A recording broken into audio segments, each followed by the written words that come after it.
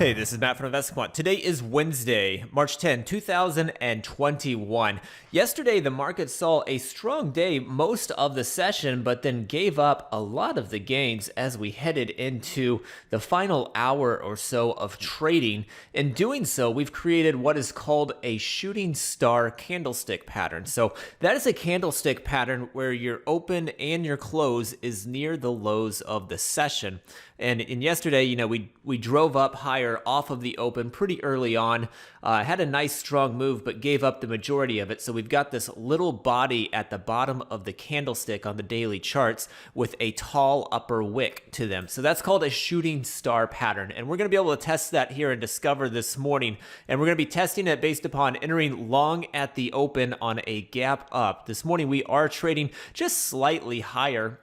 So I'm going to go into opening filters and hit gap up. I'm not positive we're going to end up gapping up. So this may be something that you want to go in and adjust as we get closer to the open and look at a couple different variations. It is still possible that we could gap down, but we're currently trading up at the time of this recording. So that's what I'm going to use here for the gap direction. And this will change depending on how we open. So that may be something you want to look at.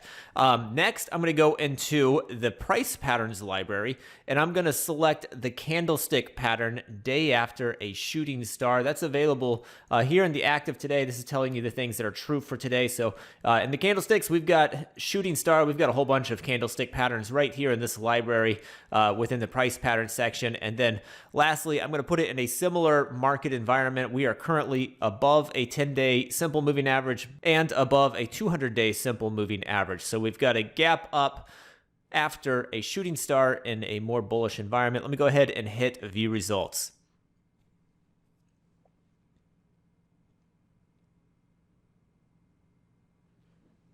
And here we go. These are the results of going long following a shooting star in a bullish market environment where you are opening higher than the prior day's closing price. Historically, this has only happened 27 times in the S&P, so not all that common of a pattern. It's only happened 18 times in the NASDAQ.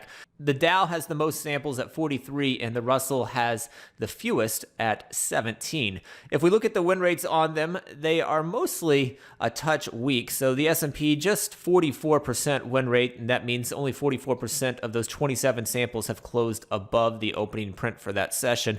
The NASDAQ, the weakest, but a pretty small sample size there. So we're just looking at 18 samples. 39% of those have closed above the opening print. The Dow has the most samples, and it's a pretty neutral win rate there at about 49%. And then Russell, very few samples and pretty neutral win rate at 53% on that.